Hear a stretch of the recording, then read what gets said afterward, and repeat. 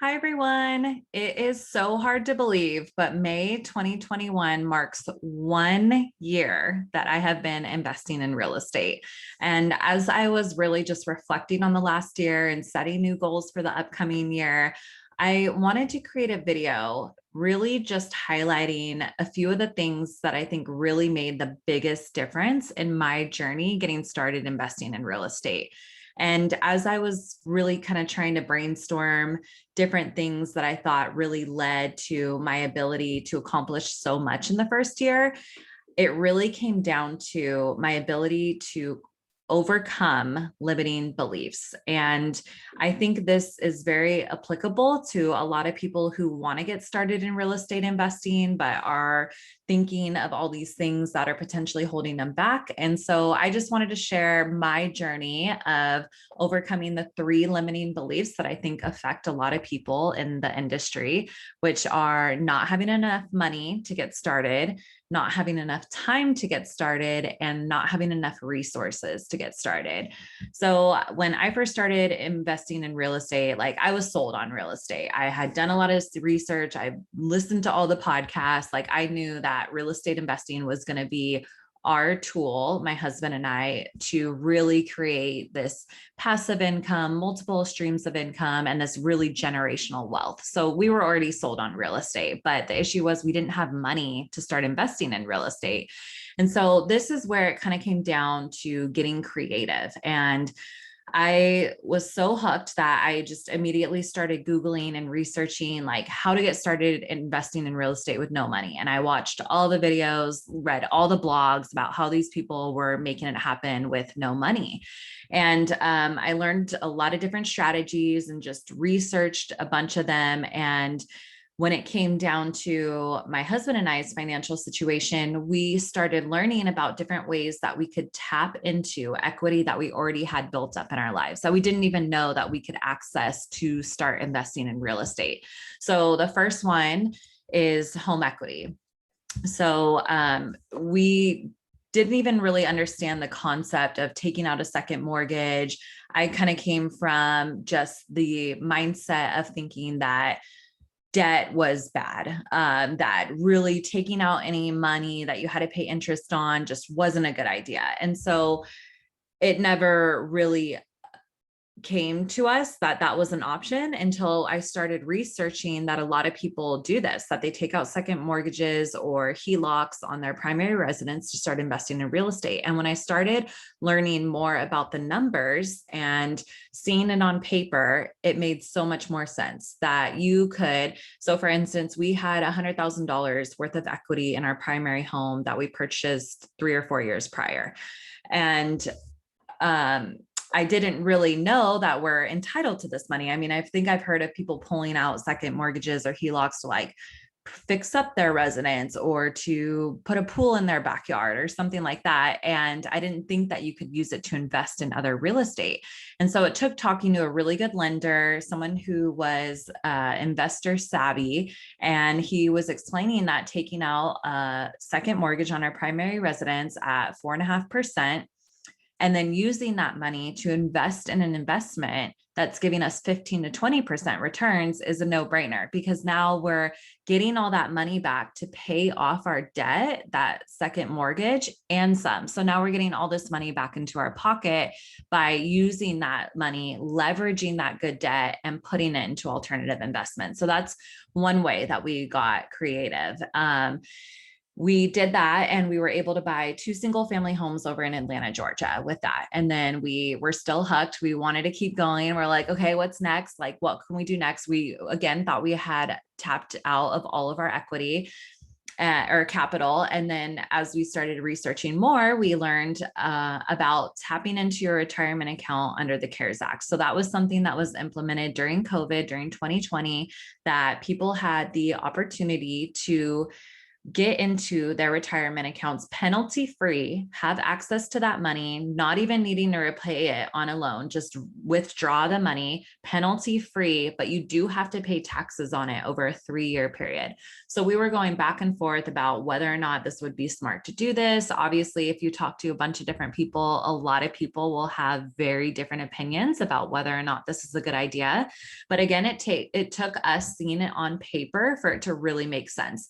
And so we were working with a really amazing real estate coach who was showing us just on a simple spreadsheet what $100,000, we were looking into taking out $100,000 of one of our retirement accounts and looking at, okay, if we were to take out $100,000, pay 30% taxes on it, and then having that money and watching it grow at a 15 to 20%, we did it conservative at a 15% growth over 30 years, I think we did. Then we looked at what it would take to take out that money on a loan and then repay it back, how much money we would have in our pockets at the end of 10 years.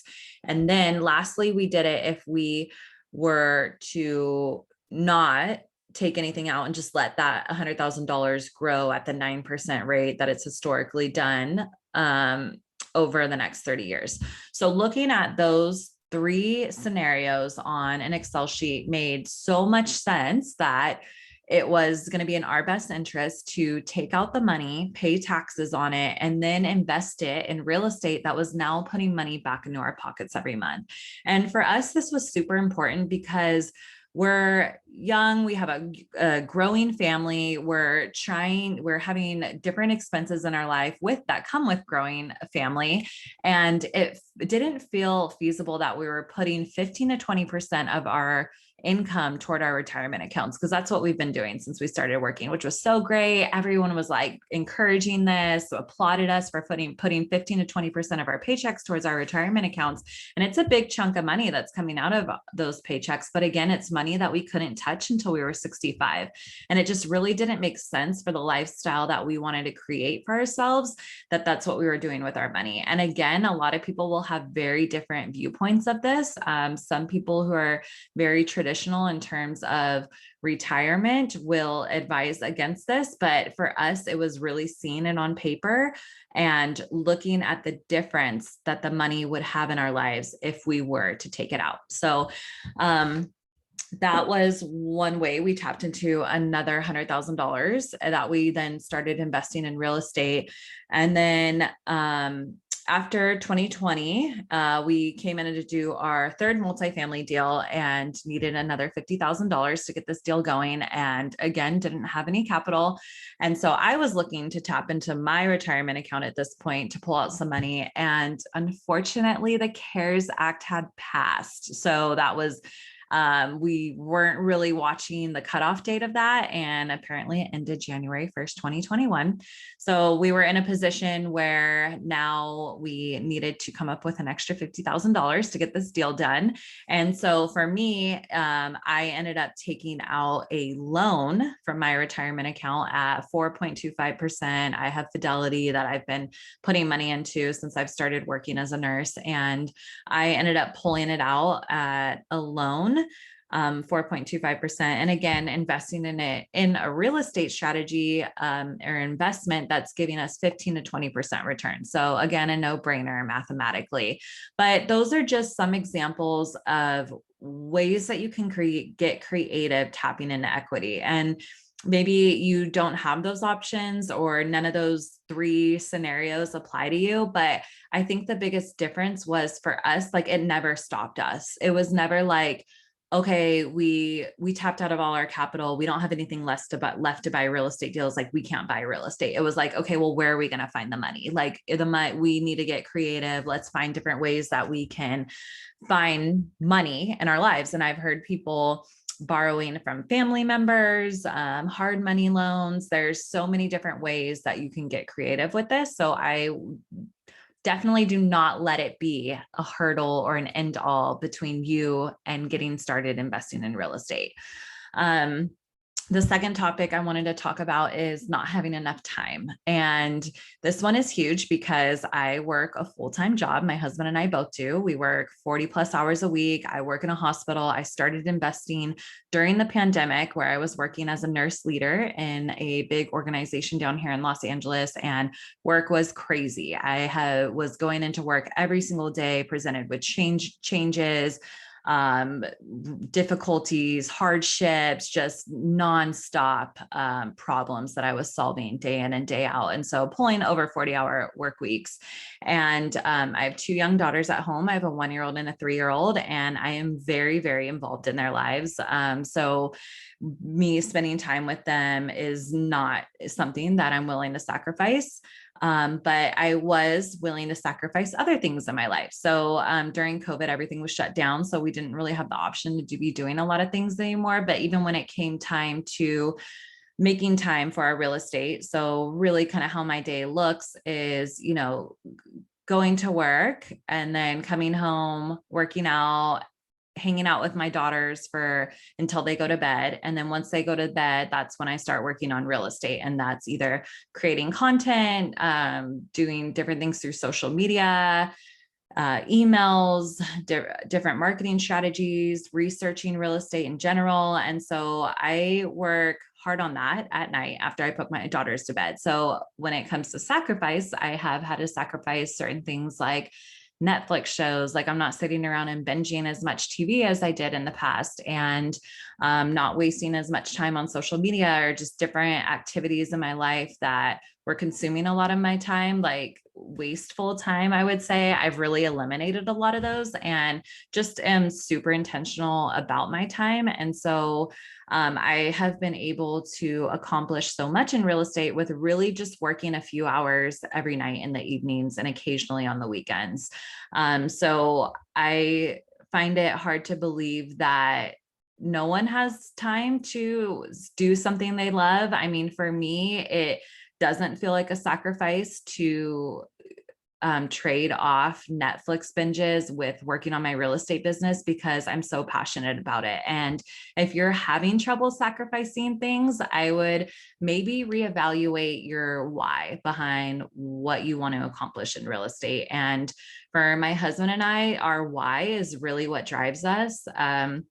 When we got started investing in real estate, we sat down and got very specific about our 5-year goals. And we literally sat down together with a paper and pen, and each of us took time to envision what we wanted our lives to look like in 5 years, what we were waking up to, where we were waking up to, what we were doing throughout the day, who we were talking to, what projects we were working on, what things we were involved in with our daughters' lives, like very specific stuff. And it becomes fun and you can get creative with it. And it really just provides this opportunity for you to see that really anything is possible and you can create the life of your dreams if you're willing to work hard enough. And we were just very specific about where we wanted to be in 5 years. And it was like, okay, this is how much money we need to be bringing in every month to live this lifestyle. And this is where we need to be at 3 years in order to get to our 5-year goal. And this is where we need to be at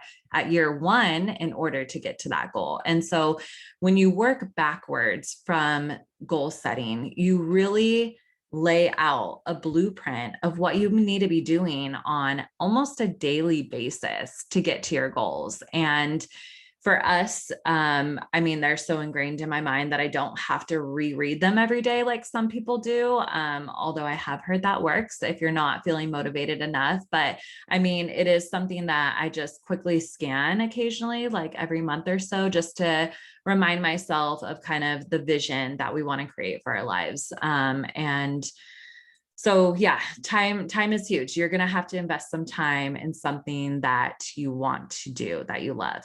And then the last thing was not having enough resources. So this can be a huge thing for people coming into a new specialty or world that they're not used to, or they don't have the skills built up to. So me as a nurse, I'm a nurse. That's my whole background, right? and my skill set, my education. And coming into real estate, it was kind of like, okay, do I fit in here? What do I have to offer? Can I make this happen? And the imposter syndrome is huge, like thinking that you don't belong. And I know, especially when I launched my brand, The Net Worth Nurse, I was looking at people out there who are doing what I want to be doing. And I realized that there's already some big doctors out here catering to medical professionals, raising money for syndications. And if I immediately became discouraged and was like, oh, there's already people doing it. Like, I can't do it because someone else is already doing it. I don't fit in. There's no space for me. They're already going to be reaching my audience. So there's not going to be anyone left who's going to want to invest with me. And so if you let those imposter type syndrome scenarios flood your mind, it will be very difficult to keep going or get started. And for me, overcoming those limiting beliefs was really feeling worthy to go out there and be genuine and be who I am and do what I want to do. And I think creating the resources in your life of using education. So for me, I mean, I leaned on education. I'm a big fan of research. I received my master's in nursing. So I'm used to doing school and I love learning things. And so for me, it was like, okay, I want to get into real estate investing. I was listening to hours of podcasts every day. I was listening any road trip or plane flight we went on. I was listening to audiobooks on real estate, on marketing, on branding, and really just flooding my mind with all these different resources that I could use now as I was moving into becoming a real estate investor. And I mean, the amazing thing is it's 2021. I mean, everything's online right now. I mean, they call it YouTube University for a reason. I was on there watching hundreds of YouTube videos about real estate. I mean, if you want to do anything in this world, like if you want to fix your dishwasher, you can go on YouTube and find videos about how to do it. So there's really no excuse into why you can't learn something new. And I mean, you could do it for free on YouTube, but I was also purchasing real estate books. I was attending masterminds and meetups and connecting with people who were doing what I want to be doing. And that is a huge resource that a lot of people don't think is maybe available to them. But there are tons of people out there who are doing exactly what you want to be doing. And I am sure that they would be happy to share all their tips and tricks, what they've been doing. Okay, maybe not everyone, but the majority of people out there in the real estate world are very positive, motivating, uplifting, inspiring, entrepreneurial mindset people. And I know I love when people reach out to me asking about how I did something specific, and I am an open book. I have no secrets in this real estate world. So there's nothing that I wouldn't share in terms of how I got started or some of the hardships that I've encountered or struggles that I've gone through. But I think that being able to have the mindset of overcoming these limiting beliefs has been really the key factor in my success in real estate. I mean, in our first year investing, we have purchased 2 single family homes and 3 apartment complexes, which is absolutely insane. If you would have asked me a year ago if I thought that was feasible, I would have said absolutely not. But here I am doing it, living proof that you can make it happen. And I started with not enough money, not enough time, and not enough resources. So if you feel like one of those 3 things is holding you back, I challenge you to confront those limiting beliefs head on and find a way to navigate around them, because honestly, this life is too abundant to not go out there and achieve your wildest dreams. Thank you so much for watching. Savannah, the Net Worth Nurse.